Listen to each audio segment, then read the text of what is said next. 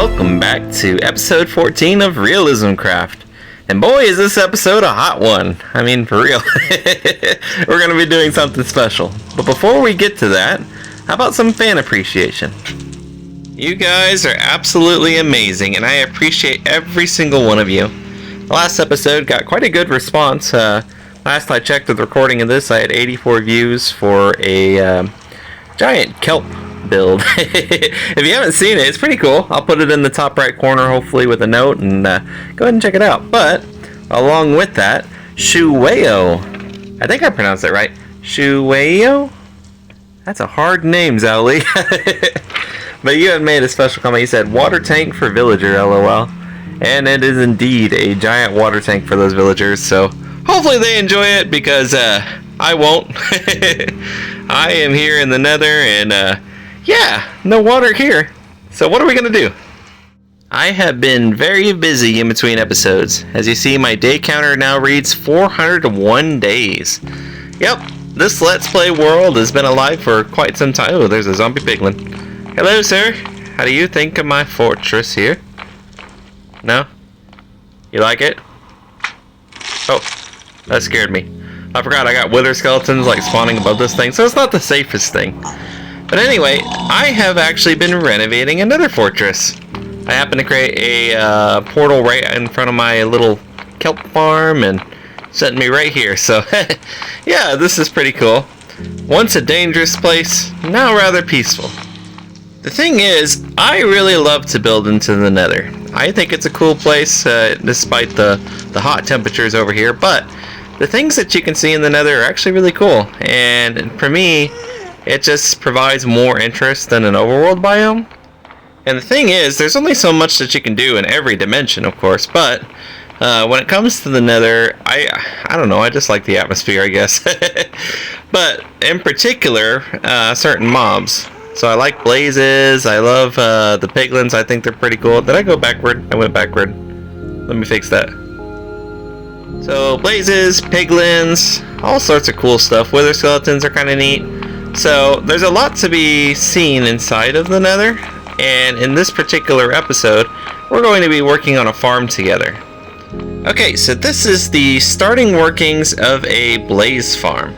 Now, blazes are dangerous creatures in Minecraft, but they are definitely necessary to have in your world.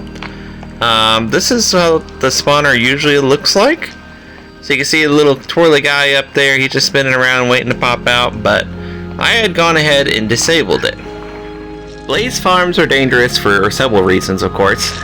For one, they start on a little edge of a Nether fortress, and they're easily accessible to the lava or a fierce drop below, because they're really high up into the sky. And yeah, I don't feel like burning my tushy.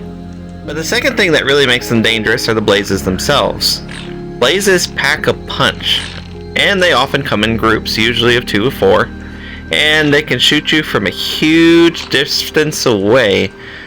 So, ill-prepared, they're not the most fun mobs to actually tackle. And being inside a Nether fortress itself is actually a very dangerous thing.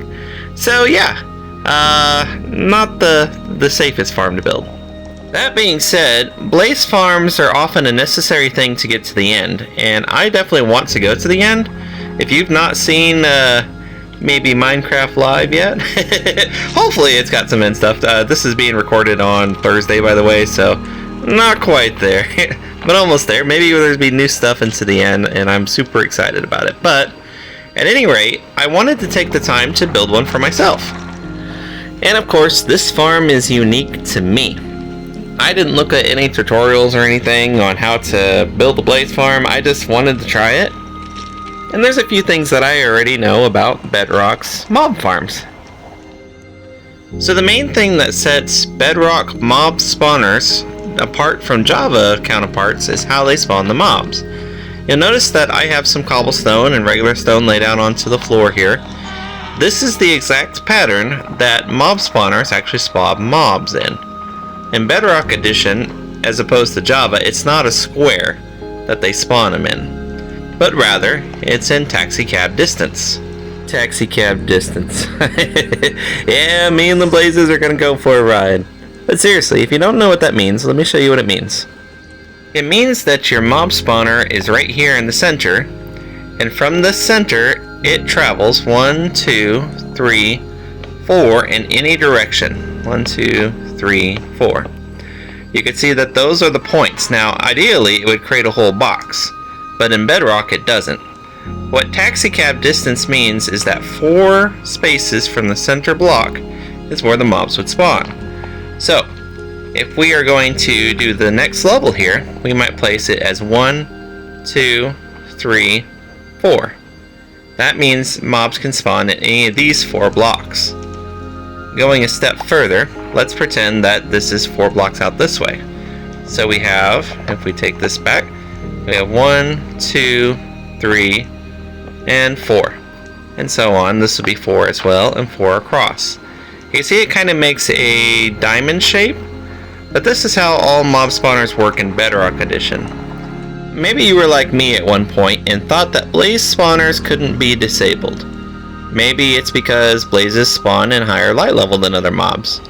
Well, this is proof that you can disable a blaze spawner. Matter of fact, I've been here for some time talking with you guys, and no blazes have spawned yet. So, how do we do this? Blazes spawn when the light level is below 11.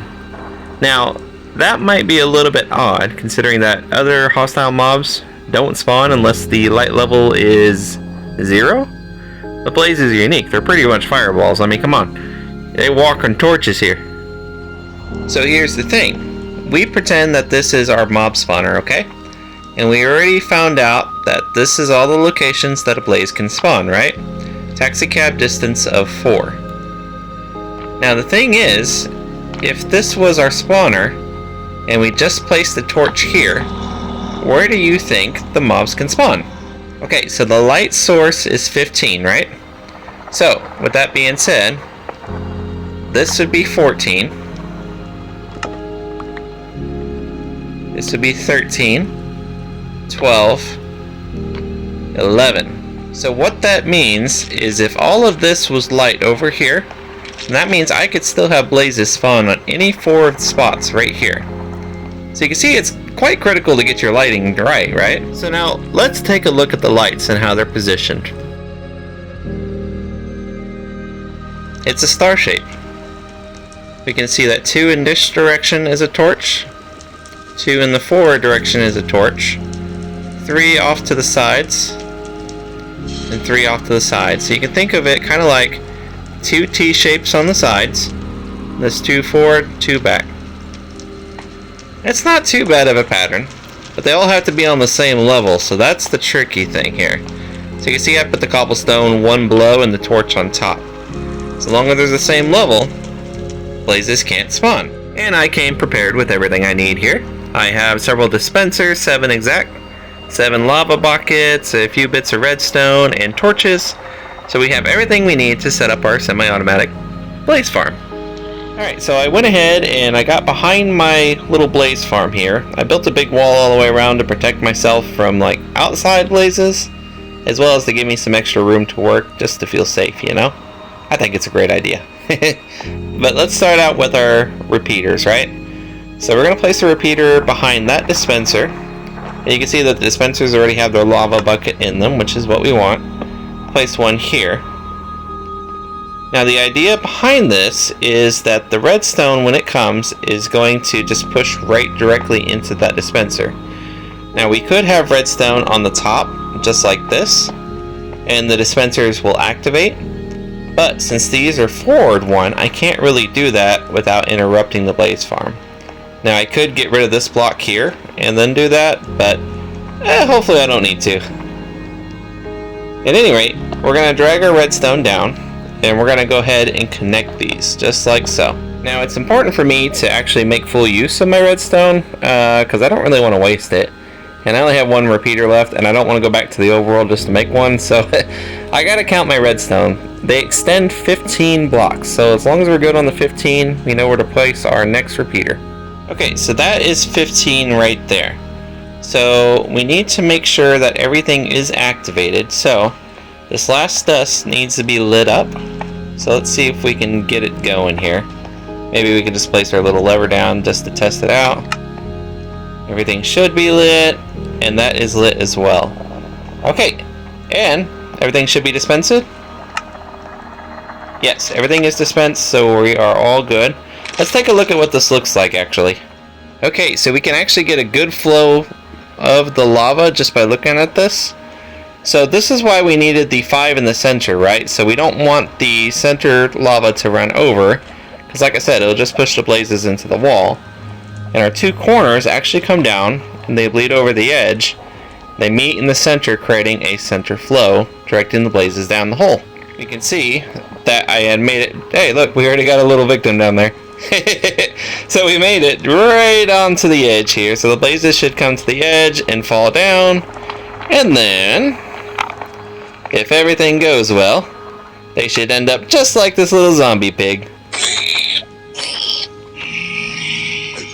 Okay, so I finished up my redstone line. I hooked up our lever here, so all we have to do is press it. We can see that our lava is fully dispensed, and you can see that the lava comes over the center, meets in the middle. Yeah, so this is pretty cool. So the thing is, I like to have the option to turn the lava off, just like so.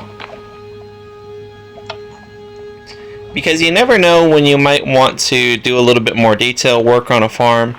Maybe you want to add something to it or change how it works. It's just I don't know. To me, it's just fun to be able to mess with the mechanics of a farm. And yeah, so this makes it more interactive anyway. So now comes the dangerous part. Let me test this. If I break this... Yep, there they are. Okay. Alright, so now we hurry. I gotta break the rest of this. Break. Alright, so now we should be good.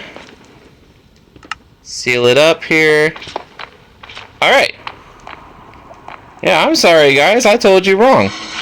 But at least now we have some blazes going and we can see them sinking down. So let's put this as a test. We throw our lava out, and the blazes actually should drift in the lava. Because they don't see me, so... Come on, blaze you. Okay, so we just got 3 more landing. This is actually maybe a slow farm, but it looks like they're kind of drifting now.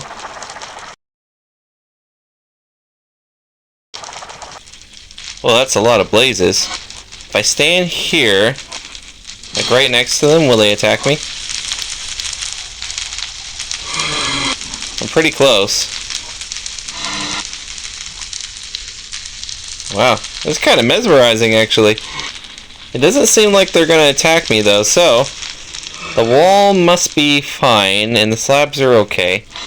So I think we got a good little project here. And here's the thing, you guys may have a farm or something that you want to work out, and maybe you don't know how to do it, or maybe you want to learn. Well, there's nothing wrong with like looking up YouTube tutorials if you want, go on the Minecraft wiki, but just have fun with it. This farm, I just made it on my own, I didn't use an example, but it was pretty fun. So I enjoyed it. It's something that I can come back to and just have fun with. If I want to sit down and watch TV for an hour and let the blazes roll in, I can. So, yep, I'm pretty happy with it, and I hope that you guys are too. So, thank you so much again for all the support that you guys have been giving me. It truly, truly means a lot, and thank you just for being you. So, whatever we decide to do in the next episode of RealismCraft, I will see you then. So have a good night, have a good day, and I'll catch you later in the next episode of RealismCraft.